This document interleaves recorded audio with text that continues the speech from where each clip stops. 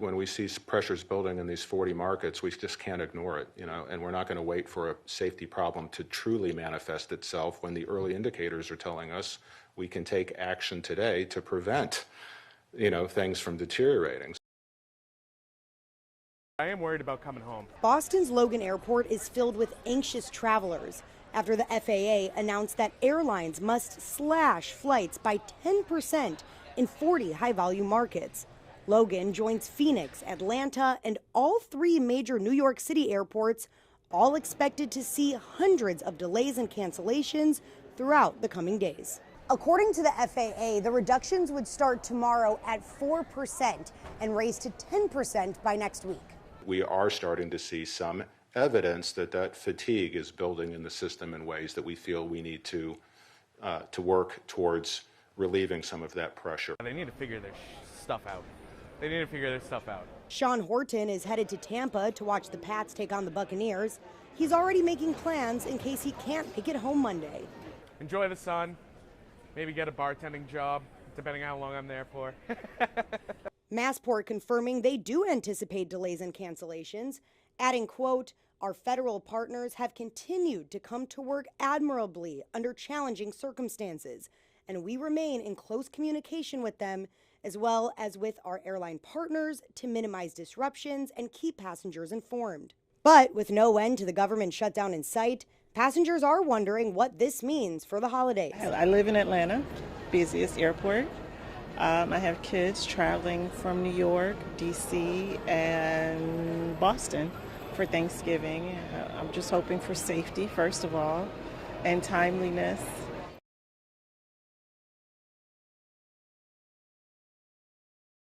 The race is on to fund the government before the shutdown puts air travel at risk. Here's a live look right now at Hartsfield Jackson International Airport there in Atlanta, one of dozens set to feel the impact. And thanks for joining us. I'm Jan Jeffcoat. It is Thursday, November 6th. The Transportation Department warned it would have to start cutting flights over dozens of U.S. airports by this time tomorrow because air traffic controllers aren't getting paid. They're calling in sick. Let's get right to Mark Boyle at the live desk for the latest on the travel warnings and where that shutdown stands now in its 37th day, the longest in history, Mark. In terms of the shutdown, it is in the same exact place as it was when you went to sleep last night. There's no real movement, and if things don't change by end of business today, when we wake up this time tomorrow in 24 hours, 10% of the flights that are in the air will not be there. So you take 100%, subtract 10. That's where things will be, thanks to the FAA saying they're doing it for safety. Transportation Secretary Sean Duffy made this announcement, and he said that it's going to affect the nation's airports like Atlanta. To Washington Reagan, here to my left as we get a live look this morning. All of this stems from the strain being put on air traffic controllers. Many of them are calling out. They're not going in and refusing to work without pay. Because of that, we have seen staffing pressures throughout our airspace. Those who travel will see that we've had more delays. We've had more cancellations. We do not want to see disruptions. And here's how this will work starting tomorrow. About 10% of flights will be cut at 40 airports nationwide. And we're going to see that cut affect thousands of flights starting in the morning. Right now, this map tells the story where those locations are. These are the airports that will see the effects from Tampa and Orlando down in Florida, up and down the East Coast, D.C., New York, Chicago, Texas, California at the West Coast, Alaska, and even Hawaii will get on this as well. If you are flying, there are some ways to work around this. At least try and have a backup option by booking an additional flight, perhaps with a refundable ticket. Yes, it will be more money, but it's a backup. Consider it like insurance. Use miles to book. The airlines will let you put those miles back into your account. You can cancel right up to boarding for most airlines. Identify nearby airports. If you're flying to Orlando, maybe book a flight to Tampa. It's about an hour-and-a-half to 2-hour drive. Not terrible, again, if you have to go. And try to avoid connections. The non-stops will save you in this situation. Airlines putting out statements overnight. United sent a statement to customers. You may have woken up to see this in your inbox. Even non-refundable tickets, basic economy will get full refunds. If all of this happens, if the shutdown continues and these delays and cancellations start, you'll get your money back. That is certainly good news. We'll keep you up to date on this. New updates from the FAA as we get it at the live desk. I think it's going to have a huge impact. And listen, this is yet another example of the kind of chaos that Donald Trump has brought to our country. I mean, listen, Republicans control the White House, they control the House, they control the Senate. They got to reopen the government, and they got to pay these workers who do really critical tasks for us, like keeping us safe when we're in the skies. It's time for them to get this over with and get people back to work, pay folks, and end this shutdown.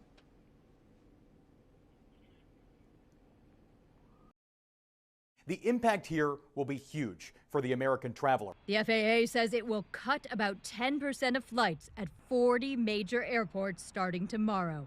That's unless the government reopens. The reason? Air traffic controller shortages. FAA facilities report more than 400 of them since the shutdown began. They're not calling in sick. They're calling in saying, I don't have childcare today. What do you want me to do? A controller union leader says the need to address the strain on the system is urgent. The FAA agrees. And we're not going to wait for a safety problem to truly manifest itself when the early indicators are telling us we can take action today to prevent, things from deteriorating. An airline source says companies got about an hour's notice about the plan. Now they're scrambling to adjust their flights. United says it aims to keep hub-to-hub schedules normal, but the CEO of Frontier Airlines warns some passengers could get stranded. He suggests people flying Frontier within 10 days book backup tickets. Across airlines, passengers leaving tomorrow might not get much warning if they're affected.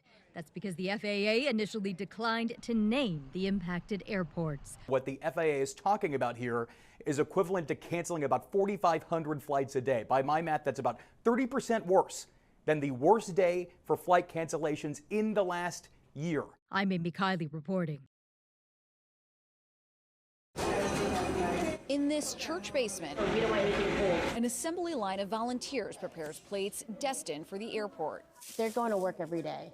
At least this is one thing we can help them out with. And we're going to load these up. Daryl English is the regional president of the National Union representing Transportation Security Administration officers. You're awesome back here. On a crisp Monday morning, he and other union reps load up coolers, then drive an hour to deliver free meals to TSA officers at Chicago Midway International Airport. So we know that it's been a month now. Officers are struggling, so anything that we can do to help them out. They're going through a lot of personal and emotional stress right now. They're on top of their jobs. Amid the longest government shutdown in U.S. history, these TSA officers are in a holding pattern. They're essential employees, so they have to work, but they aren't being paid.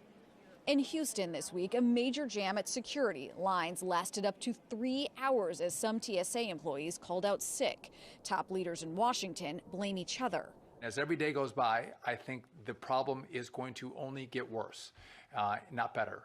I hope that Democrats come to their senses and end this shutdown. This is day 35 of the Trump Republican shutdown. Donald Trump and the Republicans cannot govern. Whose fault is this? Does it even matter? Well, at this point, it doesn't matter because at the end of the day, it's about who's going to help us get fed. So we're not trying to point fingers at it.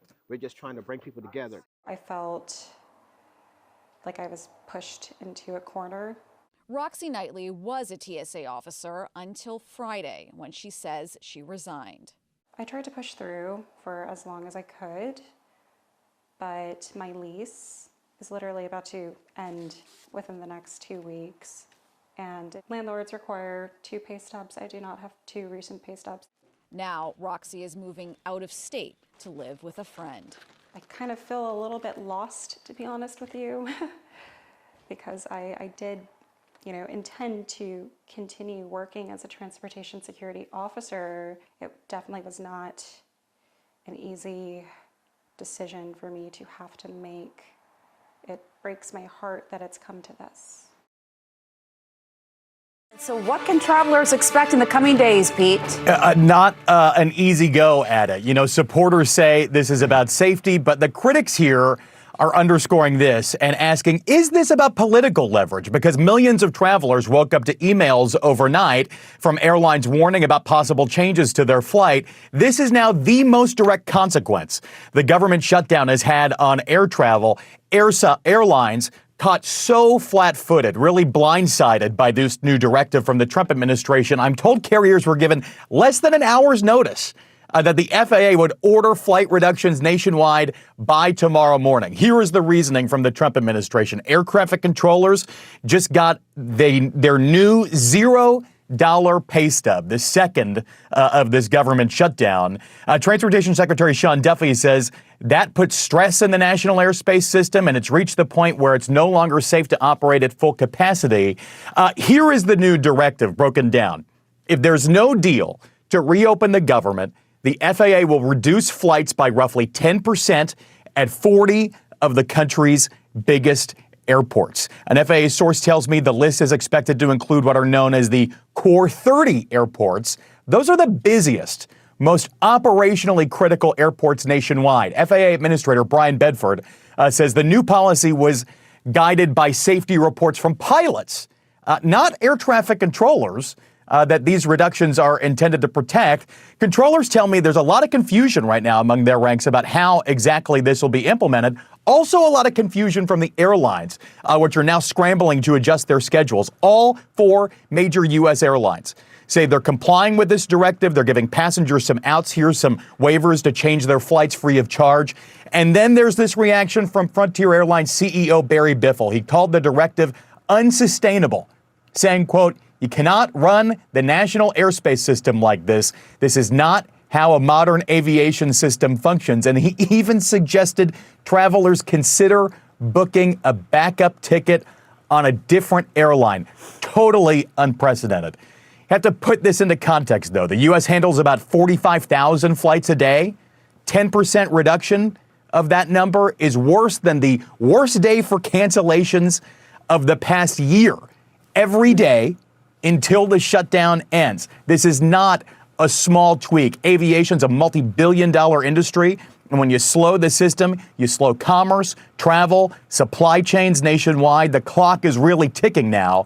Never in modern U.S. aviation history has the federal government done an across-the-board cut to flight capacity like this, and it now seems that passengers are really going to be the ones who have to pay for it. We still don't know what a solution to this government shutdown will look like. As of right now, the arguments remain the same. Republicans are calling for essentially an extension of current funding levels on a short-term basis, and Democrats are focusing in on health care, pushing to address enhanced Obamacare subsidies set to expire at the end of the year. According to sources, some Democrats have privately signaled they might be willing to support a stopgap bill to end the shutdown in exchange for a future vote on health care.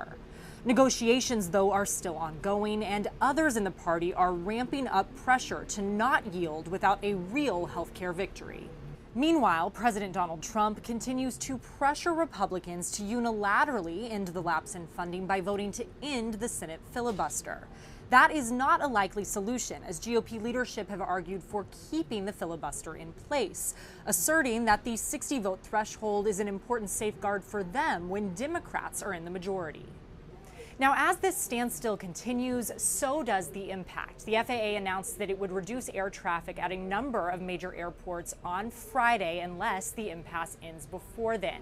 This comes as staffing shortages at terminals are already causing widespread delays, and thousands of air traffic controllers are set to miss their second full paycheck next week. At the White House, I'm Julia Benbrook. As the blame game continues on Capitol Hill, We will not support a partisan Republican spending bill that continues to gut the health care of the American people. We're just not going to have that conversation while Democrats are holding the federal government hostage. the next shutdown pressure point could be the nation's airports. The Trump administration says starting Friday, it will cut 10% of air traffic at 40 busy U.S. airports if the shutdown continues. Transportation Secretary Sean Duffy told Fox News Thursday it's a safety measure. This was not a political decision. This was a data-driven decision to make the right calls, to get ahead of any issues that could happen, in the airspace that could have negative consequences. As essential workers, air traffic controllers are required to be on the job but are getting their second empty paycheck of the shutdown next week. These are real people dealing with real life circumstances. And when you don't pay somebody for 37 days and say, hey, just keep showing up and do your best, people are going to have issues, and they're mounting daily. More than 5 weeks into the longest government shutdown in U.S. history, air travelers have already seen delays mount. As a traveler, it's very inconvenient for me, but I mean, if you're not paying people right, I completely understand. Some airlines waiving flight change fees ahead of possible disruptions. Meanwhile, the Department of Agriculture revised its guidance on SNAP benefits for November, giving some recipients a boost to their partial payments, but still not the full benefit they rely upon. In Washington, I'm Karen Kafa.